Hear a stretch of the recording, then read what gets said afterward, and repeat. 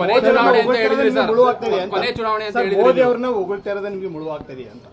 ಇಲ್ಲ ಏನು ಹೇಳ್ರಿ, ಮೋದಿ ಇಲ್ಲದೆ ಇದ್ರೆ ಪ್ರತಾಪ್ ಸಿಂಹ ಏನ್ರಿ ಝೀರೋ. ಯಡಿಯೂರಪ್ಪನವ್ರನ್ನ ಬಿಟ್ಟರು ಸುಮ್ಮನೆ ಹಂಗೆಲ್ಲ ಹೇಳ್ಬೇಡಿ. ಯಡಿಯೂರಪ್ಪ ಸಾಹೇಬರು ನಮ್ಮ ಅನ್ಕ್ವಶನಬಲ್ ಲೀಡ್ರು.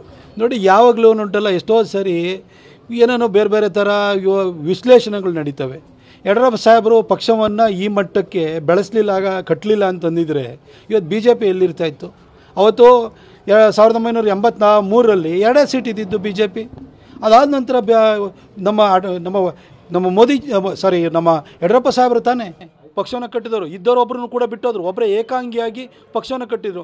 ಅವ್ರು ಕಟ್ಟಿದ ಪಕ್ಷದಲ್ಲೇ ನಾನಿವತ್ತು ಸಂಸದನಾಗಿರುವಂಥದ್ದು. ಮೋದಿಜಿ ಇವತ್ತು ಜಾಗತಿಕ ಮಟ್ಟದ ನಾಯಕನಾಗಿ ಹೊರಹೊಮ್ಮಿದ್ದಾರೆ. ಆದರೆ ಕರ್ನಾಟಕದಲ್ಲಿ ಬಿ ಜೆ ಪಿನ ಕಟ್ಟಿ ಬೆಳೆಸಿದ್ದು ಅದು ನಮ್ಮ ಯಡಿಯೂರಪ್ಪ ಸಾಹೇಬರು. ಅವರು ಇಷ್ಟು ದೊಡ್ಡ ಮಟ್ಟದಲ್ಲಿ ಕಟ್ಟಿ ಬೆಳೆಸಿದ್ರಿಂದಲೇ ನನ್ನಂಥವರಿಗೂ ಕೂಡ ಅವಕಾಶವಾಗಿದ್ದು. ಹಾಗಾಗಿ ಯಾರು ಇದರೊಳಗಡೆ ಅವ್ರದ್ದು ಇವ್ರದ್ದು ಅಂತ ಬೇಡ, ವ್ಯತ್ಯಾಸ ಅಂತೇನಿಲ್ಲ.